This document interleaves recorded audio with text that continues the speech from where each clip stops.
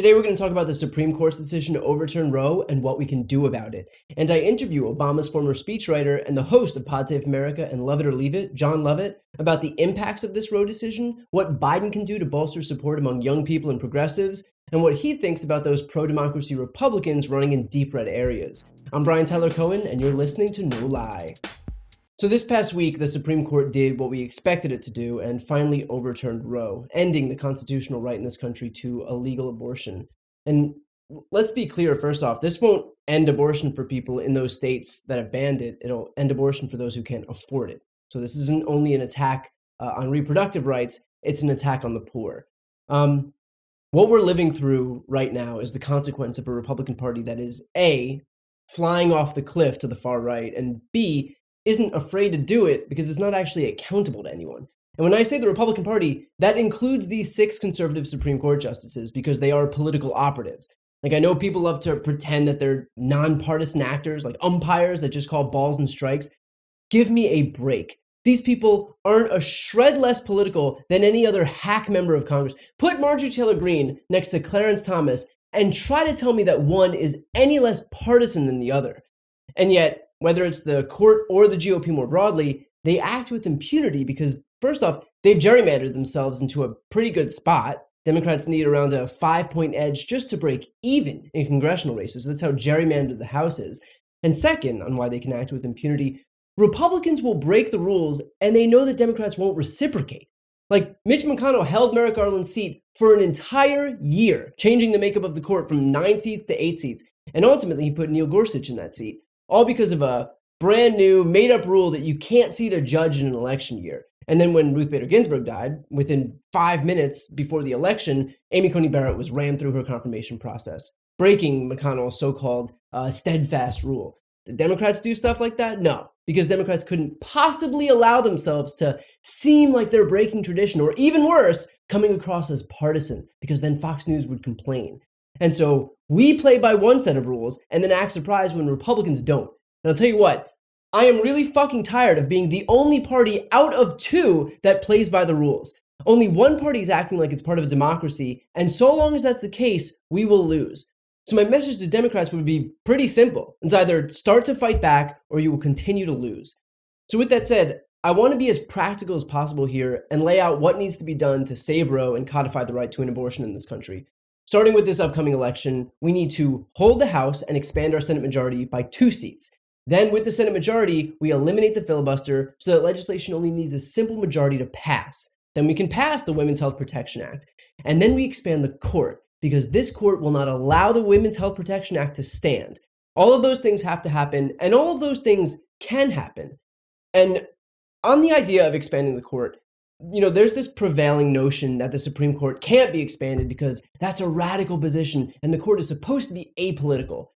This court is not apolitical. There is no sanctity in this court. The 6 conservative judges are political operatives who not only lied in their confirmation hearings, they undermined what they themselves conceded were principles of good governance, namely respecting settled law. Here they are saying exactly that. I believe the Constitution protects the right to privacy. And I have no reason or agenda to prejudge the issue or to predispose to rule one way or the other on the issue of abortion, which is a difficult issue. Roe versus Wade is an important precedent of the Supreme Court. It was decided in 1973, so it's been on the books for a long time.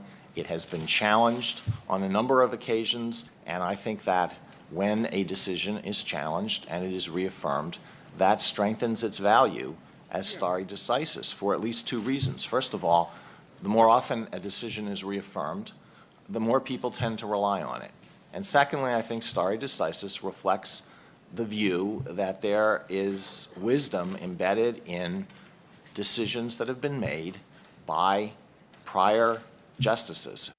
Again, I would tell you that Roe versus Wade, decided in 1973, is a precedent in the United States Supreme Court. It has been reaffirmed. The reliance interest considerations are important there, and all of the other factors that go into analyzing precedent have to be considered. It is a precedent of the United States Supreme Court. It was reaffirmed in Casey in 1992. and in several other cases. So a good judge will consider it as precedent of the United States Supreme Court, worthy as treatment of precedent like any other. Once a case is settled, that adds to the determinacy of the law. What was once a hotly contested issue is no longer a hotly contested issue. We move forward. Roe v. Wade is an important precedent of the Supreme Court. It's been reaffirmed many times.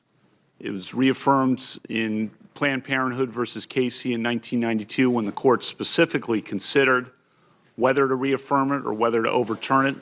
In that case, in great detail, the three-justice opinion of Justice Kennedy, Justice Souter, and Justice O'Connor went through all the factors, the stare decisis factors, analyzed those, and decided to reaffirm Roe. That makes Casey precedent on precedent. It's been relied on. Casey itself has been cited as authority in subsequent cases such as Glucksberg and other cases. So that precedent on precedent is quite important as you think about stare decisis in this context. Senator, what I will commit is that I will obey all the rules of stare decisis, that if a question comes up before me about whether Casey or any other case should be overruled, that I will follow the law of stare decisis. And they told these lies because they knew they needed to say whatever they had to get confirmed. And then the moment they were given the opportunity to overturn Roe, they did. No hesitation, not a word about precedent or settled law. Every single one of them signed their name onto this decision. The suggestion that these people are just calling balls and strikes, that they're simply interpreting the Constitution as written is a thing of make-believe. A thing of make-believe that conservatives say as a thin veil to hide the fact that these people are doing their political bidding. Republicans have railed against quote-unquote activist judges on the left for my entire lifetime. And yet now, when you've got judges who are legislating away 50 years of settled law, stripping Americans of reproductive rights unprecedented in U.S. history, and it's just crickets from those Republicans who were so damn worried about activist judges. So I know that we're supposed to, be afraid to say expand the court because we might seem extreme, but expanding the court isn't extreme. What is extreme is doing nothing in the face of unprecedented rollbacks of rights. What's extreme is allowing this to stand. What's extreme is pretending there is no recourse when there is. That's the extreme position here. We have agency here, and we don't have to sit idly by and make the conscious decision to respect tradition while Republicans run roughshod over it. So we should not only expand the court when we have the opportunity, but we should normalize this idea that court expansion is our only weapon to fight back against Republican extremism. And I have one last point here, and I've repeated this a number of times, so I apologize if you've heard this before. And I know this is kind of counterintuitive in terms of a moment to promote the importance of voting since we have Democratic majorities, and yet we're still seeing the biggest rollback of civil rights in U.S. history. But a few things here. First, for democracy to work, you don't have to just win one election and then sit back forever. Every single election matters because nothing is guaranteed, and we have to keep fighting. Second, giving up is exactly what Republicans want you to do. They want you to feel overwhelmed and helpless and defeated.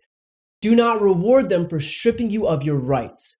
And three, we're close. 20 years ago, no majority on the left in either the House or the Senate was pro-choice. Cut to today, there is, one Democrat in office, Henry Cuellar, who would oppose pro-choice legislation, who would, refuse to vote for legislation codifying Roe. That's it. All we need is 2 more senators who will eliminate the filibuster. We've come so far.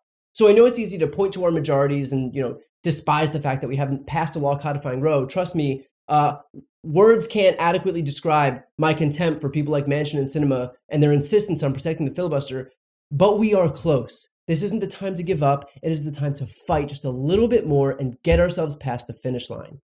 So with that said, please, please, please do your part and help the people around you register to vote. In my interview this week with John Lovett, they've got VoteSaveAmerica.com over at Crooked. That is an amazing tool to help make sure that you're registered.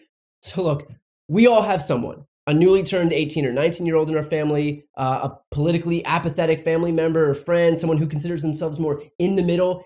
Explain the stakes and do your part. And if you don't think that you helping register 1 or 2 people will make a difference, remember, in Wisconsin, Biden won by a margin of 3 votes per precinct. That's all.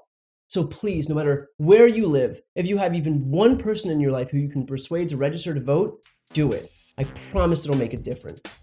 To listen to my interview with Obama's former speechwriter and the host of Pod Save America and Love It or Leave It, John Lovett, about the impacts of the Roe decision, what Biden can do to bolster support among young people and progressives, and what he thinks about those pro-democracy Republicans running in deep red areas, click the thumbnail right here on the screen or check out the interviews playlist on my YouTube channel.